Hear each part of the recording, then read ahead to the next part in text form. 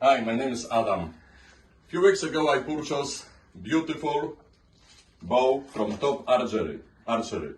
This bow is typical Crimea Tatar bow. Actually the Crimea Tatar bows are a little bit shorter.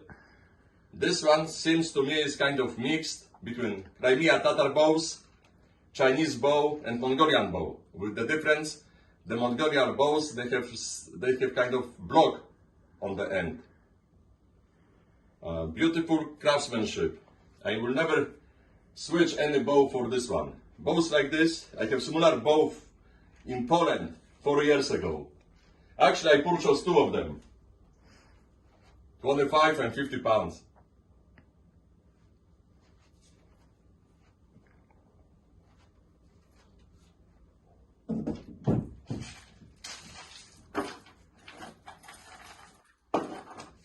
The bow comes with beautiful arrows, many different tips, hunting, targets, small hunting game, targets, tips. We're gonna try them later.